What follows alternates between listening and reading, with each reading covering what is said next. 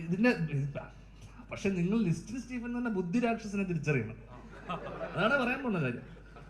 കാരണം പ്രൊമോഷൻ ഇല്ലാതെ ഇന്നത്തെ കാലത്ത് എങ്ങനെ ഒരു സിനിമ ആൾക്കാരിലേക്ക്, ദിലീപേട്ടൻ്റെ സിനിമയ്ക്ക് അതിന്റെ ആവശ്യമില്ലെങ്കിൽ പോലും ഇന്ന് വലിയ വലിയ സിനിമകൾ പോലും ഇവിടെ തെലുങ്കുന്നൊക്കെ പ്രഭാസും നാനിയൊക്കെ ഇവിടെ വന്ന് പടം പ്രൊമോട്ട് ചെയ്യണം. അപ്പൊ ആൾക്കാരിലേക്ക് എത്താൻ ഈ സിനിമ പ്രൊമോട്ട് ചെയ്യാൻ ദിലീപേട്ടൻ ഈ പ്രീ റിലീസ് അല്ലെങ്കിൽ ഇന്റർവ്യൂസ് ഒക്കെ വേണ്ടെന്ന് പറഞ്ഞപ്പോൾ ലിസ്റ്റിൻ എന്ന് പറയുന്ന ബുദ്ധിരാക്ഷൻ തീരുമാനിച്ചു ഇതിനെ മാർക്കറ്റ് ചെയ്യണം, ഇതിനെങ്ങനെ ഇതിനെ റീച്ച് വരുത്തും, എങ്ങനെ ഇതിനെ എത്തിക്കാം, മാർക്കറ്റിംഗ് സിംഹം. അങ്ങനെ ഒരു കള്ളക്കഥ നെനയാണ് പുള്ളി. അങ്ങനെ ഇതുപോലൊരു വേദിയിൽ അല്ലെങ്കിൽ ഇതുപോലൊരു അത് ഇതിന് മുന്നേ ഉള്ളൊരു മീറ്റിൽ, മീഡിയന്റെ മീറ്റിൽ, ലോഞ്ചിൽ, ട്രെയിലർ ടീസർ ലോഞ്ചിൽ അല്ലെ, മൂവി ലോഞ്ചിൽ അദ്ദേഹം ഒരു കമന്റ്, ഒരു മാലപ്പടക്കത്തിന് ഒരാൾ തിരികൊളുത്തിയിട്ടുണ്ടെന്ന് പറഞ്ഞു. സ്വാഭാവികമായിട്ടും ലിസ്റ്റിൻ സ്റ്റീഫന്റെ ഹൈദർ അലി അല്ലെ, അച്ഛന്റെ സ്ഥാനത്ത് കാണുന്ന ഹൈദർ അലി എന്നെ വിളിച്ചു ചോദിക്കുന്നു. കാരണം എടാ നിന്നെ ഉദ്ദേശിച്ചാണ്. കാരണം മാലപ്പടക്കം തിരികൊളുത്തി, സ്വാഭാവികമായിട്ട് പടക്കം മാല.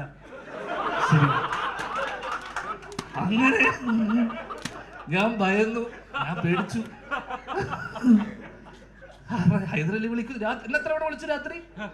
4 ഞാൻ തുരുതുരാ വിളി. ഞാൻ പറഞ്ഞു എന്റെ ഹൈദർക്ക അതൊരിക്കലും അങ്ങനെ അവൻ പഴയില്ല. അല്ലല്ലല്ല, ഇത് അങ്ങനെയല്ല, ഞാൻ തുടങ്ങിക്കഴിഞ്ഞു എന്ന് പറഞ്ഞു. അവിടെ ലാപ്ടോപ്പ് വെച്ചിരിക്കുക സാധനം, അത് തോണാവാത്ത ലാപ്ടോപ്പ്, അതിന് ഡിസ്പ്ലേ ലൈറ്റൊന്നും വരില്ല, വർക്കാവാത്തൊരു ലാപ്ടോപ്പ് വെച്ചിട്ട് പേന വെച്ചിരിക്കുക. ഞാനിത് സ്റ്റോർ ചെയ്ത് തുടങ്ങി, ഞാൻ രാത്രി ഇതാന്ന് പറയുന്നത് ഞാൻ എൻ്റെ പേരും വെച്ചിട്ട്. അങ്ങനെ പിറ്റേ ദിവസം ഈ സംഭവം, അല്ലെങ്കിൽ ഞാൻ ആളിനെ രാവിലെ തന്നെ വിളിച്ചു, ആളി എന്താ ഈ സംഭവം എന്നൊക്കെ പറഞ്ഞപ്പോഴേക്കും അത് ഞങ്ങൾ സംസാരിച്ചു കഴിഞ്ഞു. അപ്പൊ എനിക്ക് പറയാനുള്ളത്, ആ പ്രമുഖ നടൻ വേറെ ആരും അല്ലാതെ ഞാനാണ്.